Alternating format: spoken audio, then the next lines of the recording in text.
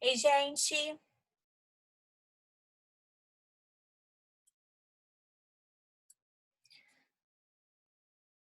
Bom, deixa eu ver aqui. Tá faltando o Bruno, tá faltando a Rosana.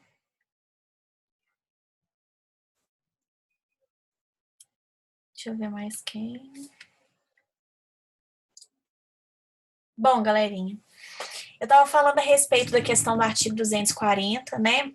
Só para relembrar, né, quem foi meu aluno, na aula que eu explico a questão da retroatividade, a data da distribuição da ação, né, quando o autor viabiliza os meios para que a citação do réu seja feita em 10 dias, eu desenhei para vocês uma linha, como se fosse uma régua, uma linha do tempo, né? E aí eu fui e falei para vocês o seguinte: coloquei um exemplo de uma situação em que estava quase prescrevendo, né?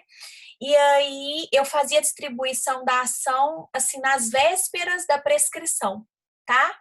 Viabilizava tudo para que o réu fosse citado, né? Então, no prazo de 10 dias, eu viabilizava tudo para que houvesse a citação do réu.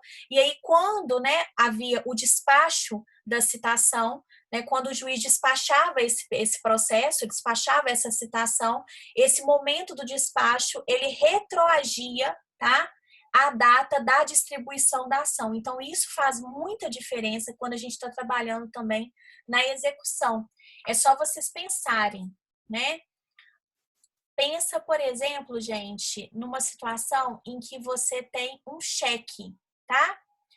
O cheque, gente, já te respondo, tá, Rosana? O cheque, ele é um título de crédito que ele tem, e é um título executivo extrajudicial, né? Ele tem um prazo prescricional, gente, muito rápido, né? Ele é um prazo prescricional muito curto, é só de 6 meses, tá? Então, vamos supor, gente, que você com 5 meses e 28 dias, você distribuiu a ação, tá? Ou 5 meses e 29 dias. Você gosta de viver fortes emoções, né? E aí você distribuiu a ação de execução. E o que aconteceu? Você foi bastante veloz e ali você foi bastante prudente, você acabou fornecendo todos os dados para que a citação do executado fosse realizada, tá?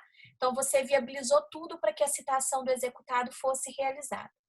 O que aconteceu, gente? Quando o juiz determinou, despachou o processo, determinando a citação, esse momento em que ele fez isso, ele retroage à data da distribuição da ação. Então, o que aconteceu? Você conseguiu ainda, né, fazer essa ação de execução porque você se aproveitou desse benefício. Como a gente discutiu na época lá, né, quando eu expliquei isso para vocês no processo de conhecimento, se você tiver com prazo prescricional farto, gente, se você não tiver apertada com relação ao prazo prescricional, isso não vai fazer muita diferença para vocês, né? O artigo 240, ele não vai fazer muita diferença para vocês. Mas se você tiver com o prazo prescricional super apertado, ele faz uma diferença imensa, tá? Nesse caso, por exemplo, do cheque, ele é a diferença entre você mover a ação, né, de execução ou ter que ir para uma ação de conhecimento, para um processo, por exemplo, de cobrança, uma ação de cobrança ou uma ação monitória, que é uma ação de procedimento especial que vocês ainda vão estudar comigo no semestre que vem. Então, assim, um dia, gente, 2 dias é determinante no caso da utilização aí do artigo 240, parágrafo 1º e 2º, tá? Antes da gente avançar, Rosana, eu queria que você anotasse sua dúvida e aí você me falasse, né? Você perguntasse para mim. Às vezes a gente deixa agora o finalzinho da aula e aí você me pergunta, anota sua dúvida, já deixa ela anotadinha, porque aí assim que eu terminar agora, né? Assim que a gente terminar a aula, eu abro para as perguntas e aí você me pergunta, tá? Porque eu acho que a sua questão é mais específica de uma coisa que eu falei mais para trás, né? No início da aula, enfim. Aí fica mais fácil. Pode ser assim, Rosana? Cadê a Rosana? Uai, gente. Ah, apareceu aqui de novo. Deixa eu admitir a Rosana, gente. Vamos lá. Rosana, Rosana, Professor, eu oi. esqueci de perguntar, Vamos depois eu vou lembrar, aí lá. eu anoto a pergunta. Anota, por favor, tá? E agora no finalzinho da aula você me pergunta, tá bom? Tá, se eu lembrar, tudo bem. Não, Se eu você não vai lembrar, lembrar eu sim. pergunto. Você falou que você não. A gente vai retomando, você lembra, tá? E aí você me pergunta, tá bom? Então vamos Já. lá. Aí então a gente já falou a respeito desse despacho da citação, né, que ordena a citação, e aí então a citação ela vai ser realizada, tá? De qual forma essa citação ela vai ser realizada? Em tese, gente, eu posso utilizar todas as possibilidades previstas no artigo 246 do Código de Processo Civil, tá? Por que eu digo em tese, né? Eu posso utilizar todas as possibilidades descritas no artigo 246? Porque a gente vai ver que existem alguns tipos de execução em que necessariamente eu vou ter que fazer a citação por meio de oficial de justiça, tá? Né? Ah, como assim, professora? Então não pode usar citação por edital? Não, não é isso, gente. Em relação, né, à regra geral, qual que é a regra geral das citações? Como que é, em regra, que as citações elas são realizadas? Qual que é a regra geral no CPC? Como que as citações são realizadas, gente? Qual meio?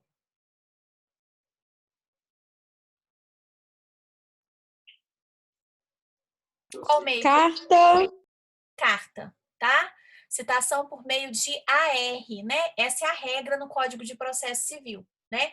Em casos excepcionais, são os casos lá do artigo 247, a gente utiliza o oficial de justiça, né? Dentro do oficial de justiça tem a questão da citação por hora certa. Se o réu estiver em um local inacessível, ignorado, a gente pode utilizar a citação por meio de edital, tem a citação por meio eletrônico, tem a possibilidade do comparecimento, né, do réu em secretaria, e aí essa intimação é feita pelo escrivão ou chefe de secretaria, né? Essas são as modalidades. Então, regra geral do que a gente aprendeu no CPC, a citação ela é feita por meio de AR. Só que na execução, gente, tem questões muito específicas em que a citação, né, em algumas situações, tem que ser feita por meio de oficial de justiça, tá? E aí, como é que eu vou saber, então, qual que é a modalidade que eu vou utilizar naquele caso, professora? À medida que a gente for estudando as execuções em espécie, eu vou apontando para vocês a forma de citação que a gente pode utilizar naquele caso, tá? Por exemplo, citação de obrigação de entrega de coisa, né? Ela pode, talvez, assim, ser utilizada a citação por meio de AR? É mais difícil, gente. Né? Geralmente a gente faz a citação por meio de oficial de justiça. Se for uma execução de obrigação de fazer ou de não fazer, pode ser por meio de AR? Em tese, sim, tá? Se for uma execução por quantia certa, qual que vai ser a modalidade? Oficial de justiça, porque tem uma especificidade em relação a essa execução, tá? O oficial de justiça ele vai lá para poder citar o executado. E aí, gente, ele deixa o mandado com o executado e fica com uma cópia. E fica aguardando o prazo de pagamento da obrigação, tá? Nós vamos estudar que esse prazo é de 3 dias, tá? Aí o que que acontece, gente? Se não houver o pagamento nesse prazo, o oficial de justiça munido da segunda via do mandado, ele retorna até, né, o local em que ele fez a citação do executado, e se não houver o pagamento, ele vai penhorar tantos bens quantos bastem a garantia da execução. Então, isso tem que ser feito pelo oficial de justiça, tá? Então, assim, tem situações, gente, que necessariamente a citação vai ter que ser feita pelo oficial de justiça. Obviamente, gente, se a pessoa estiver em um local desconhecido, inacessível, ignorado, aí a gente vai ter citação por meio de edital, tá? Não exclui essa possibilidade. Estou falando em relação à questão da citação por meio de carta com aviso de recebimento ou em relação à citação por meio de oficial de justiça. Mas, como eu adiantei para vocês, eu vou sinalizando conforme for o caso, tá? Então, aí eu falo para vocês, gente, ó, nessa modalidade aqui de execução, a citação cabível seria tal. Nessa modalidade vai ser tal. E aí eu vou sinalizando para vocês, tá bom?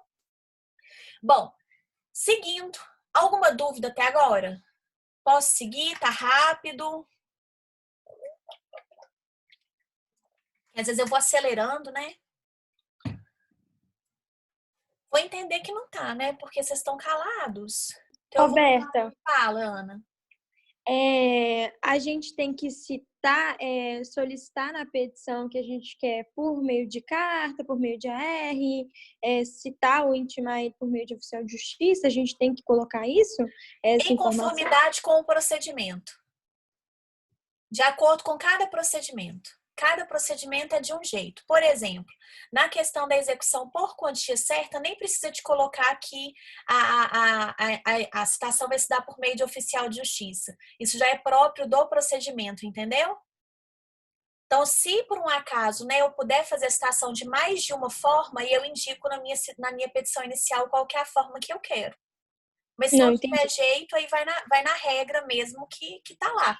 Por exemplo, no caso da execução por quantia, tem que ser por meio de oficial de justiça. Não dá para ser por meio de carta, com aviso de recebimento, entendeu? Tem que ser por meio de oficial de justiça. Por conta dessa especificidade do oficial de justiça voltar lá depois de 3 dias com a cópia do mandado e, se não tiver o pagamento, já começar a penhora de bens. Entendeu? Entendi. Tá? Bom, e aí, gente, né? Pode continuar? Pode falar? Bom, e aí, gente, seguindo então, nós temos... E no caso das obrigações alternativas, professora, como é que vai ser o procedimento em relação às execuções de título executivo extrajudicial? Primeira coisa, gente, o que é obrigação alternativa? O que são obrigações alternativas? Vocês estão muito calados. Uma ou outra. Coberta ao devedor. Nas obrigações alternativas, quando a escolha é coberta ao devedor, esse será citado por exercer a opção e realizar a prestação dentro de 10 dias. Perfeito. Aí, só um minutinho, Rosana. Aí, o que acontece, gente? Se, por um acaso, eu estiver diante, então, de uma obrigação alternativa, ou seja, aquela obrigação que pode ser cumprida de uma forma ou de outra, né? Regra geral, quem é que escolhe qual que é a forma que vai cumprir a obrigação? Obrigação alternativa. Quem faz a escolha de como que vai ser cumprida essa obrigação, gente? Geralmente, quem é que escolhe? O exequente. Não. Devedor. O devedor, tá? Regra geral, né, no Código Civil, se a gente tiver diante de uma obrigação alternativa, que eu posso cumprir a obrigação de uma forma ou de outra, por exemplo, 10 mil litros de shampoo ou 5 mil litros de condicionador. Pode ser cumprido de uma forma ou de outra. Quem é que vai fazer a escolha da forma como vai ser cumprida a obrigação? Do que é que vai ser entregue, por exemplo? Se for obrigação de entrega de coisa, tá? Quem faz a escolha, gente, da forma como vai haver o cumprimento, se a gente estiver diante de uma obrigação alternativa, geralmente, regra geral, é o devedor. Nesse caso, então, que a gente está falando de uma execução, é o executado. Excepcionalmente, se essa obrigação estiver lá no contrato, gente, ou no título executivo extrajudicial, que a escolha vai caber ao credor, aí fica fácil, porque na própria petição inicial, o exequente já indica aquilo que quer que seja cumprido. Mas, regra geral, quem vai decidir a forma de cumprimento de uma obrigação alternativa é o devedor. E aí, o artigo 800, eu gosto muito desse artigo, e vocês sabem, quando eu falo assim, eu gosto muito desse artigo, é porque eu gosto bastante, né? Que eu costumo cobrar, não é verdade? Então, esse artigo 800 ele vai dizer o seguinte: se a gente estiver diante de uma obrigação alternativa em que a escolha caiba ao devedor, que é a regra geral, ele vai ser citado para, no prazo de 10 dias, fazer a escolha dele e já cumprir a obrigação. Isso é muito importante, gente. Ele não vai ser citado para aqui, o que você vai querer fazer? E depois ele vai ter um prazo de cumprimento. Não. Ele tem 10 dias para poder dizer o que ele vai cumprir e já cumprir a obrigação. Tá? Ele não tem prazo, outro prazo para poder cumprir a obrigação, nada disso. Então, ele vai ser citado para poder exercer o seu direito de escolha e cumprir a obrigação no prazo de 10 dias. Ah, professor, e se por um acaso ele não fizer nada nesse prazo de 10 dias? O parágrafo 2º ele vai responder isso para a gente. Vai ser devolvido ao credor a opção se por um acaso o devedor ele ficar silente nesse prazo de 10 dias. Então, passou o prazo de 10 dias sem a manifestação do executado, que foi regularmente citado, o juiz vai intimar o exequente para que o exequente escolha a obrigação que ele quer que seja prestada, tá? Se por um acaso, gente, nós estivermos diante, né, de uma escolha que já está previamente estabelecida pelo título, que quem vai fazer essa escolha é o credor, e aí nesse caso, mais uma vez eu destaco, tem que estar explícito, tá, gente? Tem que estar lá, ó, destacado, tem que estar escrito bonitinho, tá? Se não tiver, gente, escrito, eu vou considerar a regra geral. Qual que é a regra geral? A escolha cabe ao devedor. Então, se tiver lá escrito no título, gente, vamos pôr um contrato, que quem vai fazer a escolha é o exequente, é o credor, ele já faz essa escolha na própria petição inicial dele. Ele já indica na petição inicial dele como que ele quer que a prestação seja realizada. Beleza, gente? Tranquilinho? Professora, Tá bem tranquilo. Fala. você disse isso dando exemplo de entrega de coisa. Seria só nesse caso? Não. A obrigação alternativa é aquela que se caracteriza pelo seu cumprimento poder se dar de mais de uma forma, né? Eu posso cumprir a obrigação de uma forma ou de outra. Eu posso ter uma obrigação alternativa dentro de uma entrega de coisa, eu posso ter uma obrigação alternativa numa obrigação de fazer, tá? Por exemplo, a pintura de uma parede ou a pintura de um carro. Quem é que vai escolher o que vai pintar? O executado, em regra. Se for uma entrega de coisa, o computador ou a impressora, tá? Então, assim, não necessariamente ela está vinculada a uma obrigação de entrega, né? A obrigação alternativa é aquela que se caracteriza pela prestação poder ser cumprida de mais de uma forma. Não está dizendo que é uma prestação de entrega de coisa, entende? Então, ela pode ser uma prestação de entrega de coisa, de fazer, tá? E aí, qual que é o procedimento, então, que a gente vai utilizar a partir do momento que a escolha for feita? Aí a gente vai ver. Se a obrigação é de entrega de coisa, então a gente vai procedimentalizar o restante pela obrigação de entrega de coisa. Se for uma obrigação de fazer, por meio da execução específica da obrigação de fazer. Entendeu? Entendi. Beleza? Então, ótimo. Alguma dúvida até agora, gente? Tá tranquilo? Sim? Vou seguir adiante, então. Tá? Ótimo. Vou seguir adiante, então. Pois não, pode falar? Então, vamos lá. Nulidade da execução, né? Ah, mas pode acontecer, então, dessa execução ser nula? Sim, né? O juiz, ele pode identificar essa nulidade, ok? Já no início do processo, né? E o artigo 803, ele traz para a gente, então, as possibilidades que a gente tem de uma execução ser nula, né? De acordo com o artigo 803, inciso 1, gente, a execução de título executivo extrajudicial, ela vai ser nula se o título executivo extrajudicial não corresponder a uma obrigação líquida, certa e exigível. Aí eu vou fazer uma pergunta capciosa para vocês, tá? Se eu tiver um problema de liquidez em um título executivo extrajudicial, por exemplo, um problema de liquidez relativo a uma nota promissória, qual o procedimento que eu vou realizar ou qual medida que eu vou tomar? Pergunta capciosa, tá, gente?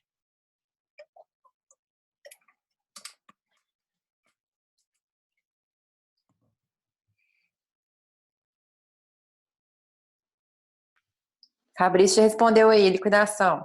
Não. Gente, por isso que eu fiz essa pergunta aqui. A liquidação, ela só cabe em relação a títulos executivos judiciais. Vai entrar na pequenas causas. Lembra que eu falei para vocês, gente, olha só, a execução, quando a gente fala de um título executivo extrajudicial, se eu tiver algum problema relativo à liquidez desse título, não tem jeito de fazer execução. O que é que eu vou ter que fazer então? Eu vou ter que fazer um processo de conhecimento, e aí se for uma quantia, que eu tô falando aqui da nota promissória, eu vou ter que fazer uma ação de cobrança, né? Para poder formar esse título, para num segundo momento, se não houver o pagamento da obrigação, eu fazer um cumprimento de sentença. Não cabe liquidação de sentença em título executivo extrajudicial, gente. O próprio procedimento já diz, né? Liquidação de sentença. O nome é liquidação de sentença, né? E aí o que acontece, gente? A liquidação ela só tem cabimento perante os títulos executivos judiciais. Se o título executivo extrajudicial tiver algum problema na liquidez, eu não tenho como executá-lo. Então, o que eu vou ter que fazer? Para poder estabelecer esse quantum devido, que seria feito através de uma liquidação que não é cabível no procedimento, eu vou ter que fazer um processo de conhecimento para aí sim formar esse título. Tá? Por isso que eu falei para vocês que era uma pergunta capciosa, que era uma pergunta maldosa, tá? Porque eu sabia que às vezes, né, poderia acontecer de vocês confundirem, de vocês responderem exatamente a respeito dessa questão da liquidação. Tomem muito cuidado com isso, gente. Beleza? E então, né, o artigo 803 ele fala que é nula a execução se por Mais ou acaso... menos, não entendi muito bem, não. O que você não entendeu, Rosana? Esse negócio aí que cabe a liquidação do processo de conhecimento. Não, peraí, vamos lá. A liquidação ela é cabível nos títulos executivos judiciais, tá? Só se eu tiver um título executivo judicial ilíquido é que aí, nessa situação, né, eu vou fazer o procedimento de liquidação de sentença, seja por arbitramento, seja pelo procedimento comum. Só cabe em título executivo judicial, então só cabe nos títulos descritos no artigo 515.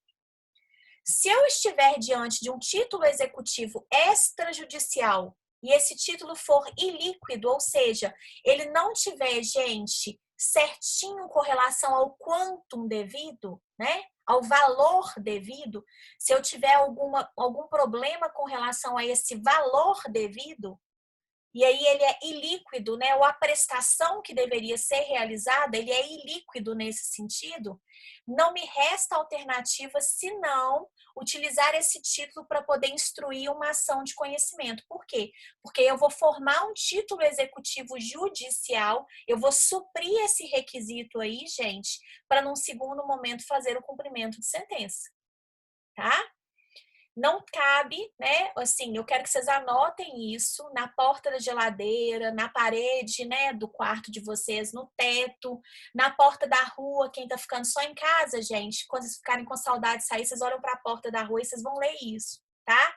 Não cabe liquidação de sentença em relação a títulos executivos extrajudiciais.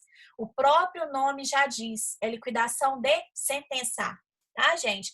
E sentença é título executivo judicial.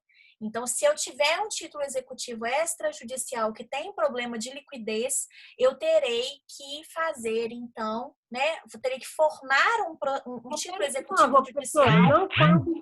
Oi? Desculpa, perdoa. Fala. Não cabe liquidação de sentença Em títulos executivos extrajudiciais. Não cabe. Tá? Então, vocês vão anotar isso. Se vocês tiverem um título executivo extrajudicial que tem algum problema de liquidez, vocês vão ter que formar, né, um título executivo judicial para poder suprir esse requisito, tá? Vocês vão ter que formar um título executivo judicial para aí sim, num segundo momento, vocês fazerem cumprimento de sentença, né? Que seria a parte da execução. E aí, então, gente, se o título executivo extrajudicial não corresponder a uma obrigação certa, líquida e exigível, nula a execução. Segunda possibilidade, se o executado não for regularmente citado, tá? A citação válida, gente, ela é requisito de todo e qualquer processo. A questão da citação válida, inclusive, ela está ligada a um direito constitucional, né? Uma garantia, tá? Processual. Qual que é essa garantia processual aí que é estabelecida pela necessidade da citação? Qual que é a garantia que a gente tem aí resguardada? Contraditório, ampla defesa, perfeito. E devido processo legal, tá? Então, todos os processos têm que ter a citação válida, sempre tem que ter. Se a gente estiver falando em processo contencioso, né, gente? Claro. tá? Se a gente estiver falando de processo aí, né, consensual, não tem necessidade, lógico, né, gente? Mas se a gente estiver falando em jurisdição contenciosa, é necessário que haja essa citação válida, tá? Isso é absolutamente necessário. E aí, gente, se eu tiver, então, um problema com relação à citação, a execução também é nula. E, de acordo com o inciso 3 do artigo, né, 803, se ela for instaurada antes de se verificar condição ou termo. O que é condição, gente? Condição é um evento futuro e incerto. Alguém se casar, alguém ter um filho, um avião chegar até o aeroporto, um navio chegar até o porto. Isso tudo, gente, né? Essas situações são eventos futuros e incertos, diferente do que a gente chama de termo. Termo é evento futuro e certo. Então, os dias do mês, as estações do ano, Natal, Carnaval, Semana Santa, são situações que a gente tem todo ano, né? Então, assim, são datas específicas, eventos específicos que acontecem todos os anos, tá? E aí, o que acontece? A morte, né, gente? A morte é termo, é futura e certa, tá? E aí, o que acontece? Esse inciso 3, na verdade, na humilde opinião da professora de vocês, né, é mais do mesmo. Por quê? Porque a questão aí da instauração, né, se foi instaurada antes de se verificar condição ou termo, está ligado a qual requisito? Que está logo no inciso 1. Condição ou termo quer dizer que a obrigação já está vencida e não foi devidamente cumprida. Isso está ligado a qual requisito que está lá listado no artigo 803?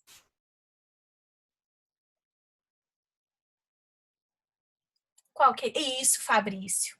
Exigibilidade, né? Então, isso é mais do mesmo, tá? O inciso 3 é mais do mesmo. Ele está falando a respeito aí da questão da condição ou termo, que, na verdade, são requisitos ligados à exigibilidade. Se uma obrigação é exigível, quer dizer que ela já está vencida e não foi paga. Se a gente tiver, então, uma obrigação subordinada a uma condição, quer dizer que a condição já foi implementada e a obrigação não aconteceu. Se a gente tiver uma obrigação subordinada a um termo, quer dizer que o termo já foi implementado, mas a obrigação também não foi quitada, né? Então, está ligado à exigibilidade, mas o legislador quis deixar bem específico esse requisito aí da exigibilidade, que está descrito aí no inciso 3. Beleza, gente? Tranquilo? Só relembrando, o que é citação, gente? O que é citação? Citação e intimação é a mesma coisa? O que é citação?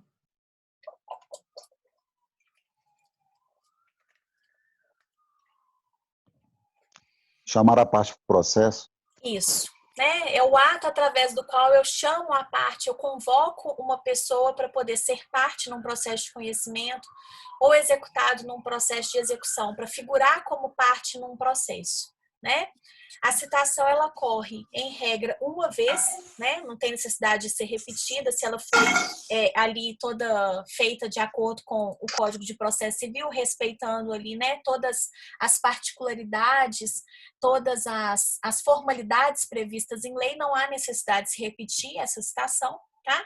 E aí, a partir do momento que a pessoa é citada, os atos de comunicação processual que acontecem tanto para o autor quanto para o réu, no caso de um processo de execução, tanto para o exequente quanto para o executado, são feitas através de intimação, né? Então, se eu convoco, por exemplo, a participação de uma testemunha no processo, ela será intimada. Se eu peço que as partes pratiquem ou deixem de praticar algo no processo, algum ato no processo, eu vou fazer isso através de intimação, tá? Eu estou dizendo isso porque alguns de vocês ainda confundem citação com intimação. Então, é importante que a gente tenha, né, de forma bem, assim, clara, esses conceitos para a gente poder não confundir, tá, gente? E aí, né, só destacando, tá? Em regra, né, é possível que a gente aplique todas as modalidades de citação previstas lá no artigo 246, tá? Isso aí, em tese, é possível que a gente faça isso, né? Mas, de acordo com a peculiaridade de cada procedimento, eu vou dizendo para vocês, à medida que a gente for estudando as execuções, qual que é a modalidade de citação que vai caber naquele procedimento de execução, tá? Lembrando que, obviamente, gente, se a pessoa estiver em local desconhecido, inacessível, né, ignorado, tá? Ela vai ser citada por edital, isso é fato. Né? A citação por edital, ela cabe nessas situações, enfim, tá?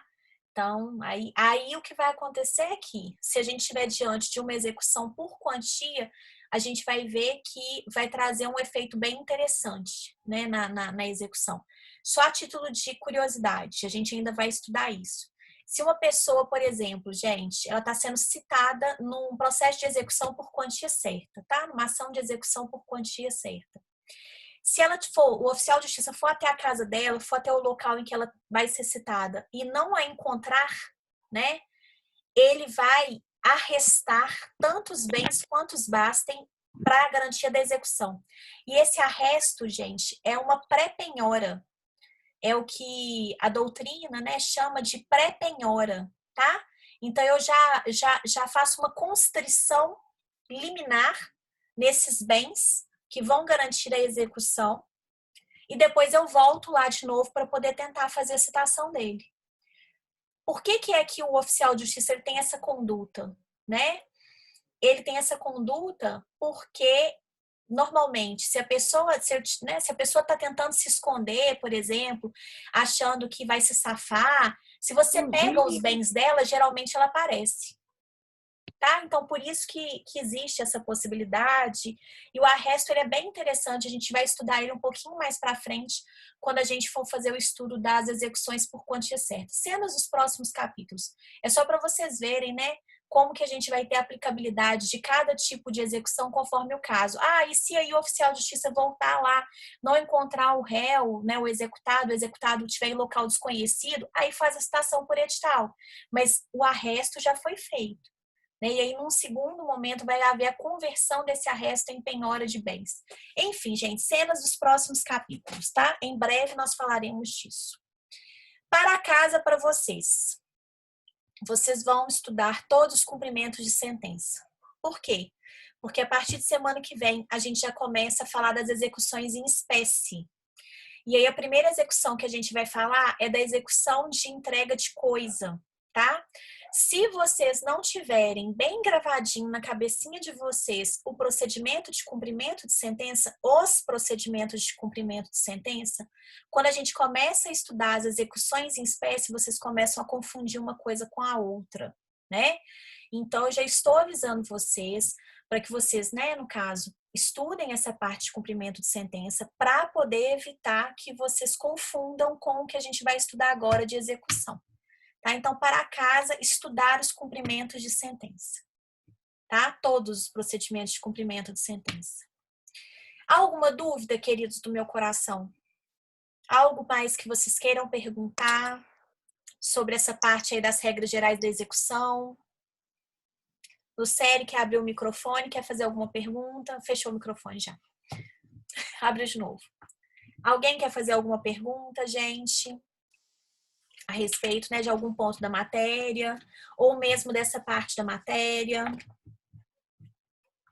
Alguém, queridos? Está tudo tranquilo? Roberto, Pois não, Fabrício. nessa questão da citação ser inválida, quando já o juiz já determinou a citação, mas a citação é inválida, aquele prazo de prescrição continua correndo? Não. Olha só o artigo 240. Não, o prazo de prescrição continua correndo? Continua. Eu entendi o contrário, entendi você me perguntando se a interrupção da prescrição valia. Não, olha só o artigo 240. A citação válida. Se a citação for inválida, não tem jeito. Aí o prazo prescricional ele não será interrompido. Tá? Então a citação ela tem que ser válida. Tem mais isso, né? A citação ela tem que ser válida. Se a citação ela não for feita seguindo as formalidades, né? Ou se ela tiver algum vício, enfim, tá? A interrupção da prescrição não vai acontecer. E aí, por exemplo, naquele exemplo que eu dei para vocês, né? Do cheque, tá? Que com 6 meses, 5 meses e 29 dias, né? Eu movi a ação de execução, quase lá nos finalmente, né? Que eu movi a ação de execução. Nesse caso, se a citação não for feita, né, de forma válida, a minha prescrição ela não vai interromper. E aí, realmente, eu vou acabar tendo que haverá, né, a extinção do processo. E aí, o que vai acontecer é que eu vou ter que mover um processo de conhecimento. Uma ação de conhecimento, que seria uma ação de cobrança ou uma ação monitória. A gente vai estudar monitória um pouquinho mais adiante. Tá? Mas ótima pergunta essa sua. Tá ligada à citação válida. Beleza? Beleza, obrigado. Nada. Então, Rosana, eu tô aguardando o calendário, né, da coordenação, porque o que acontece? Se for nessa semana, dia 19, muito provavelmente vocês terão prova da professora Juliana. Né? Se for nessa semana do dia 14/5, enfim, muito provavelmente vocês terão prova da professora Juliana no dia 19. Então, eu vou ter que ver como que vai ficar o calendário, mas vamos aguardar para poder ver como é que vai ficar. Tá, Rosana? A gente verifica como é que vai ficar essa situação aí, tá? Queridos, mais alguma dúvida? Algo mais que vocês queiram perguntar? Tá tranquilo? Belezinha? Sim? Bom. Tranquilo, obrigada. Nada. Então, bom final de semana para vocês. Ótimo feriado para vocês. Amanhã é feriado, né?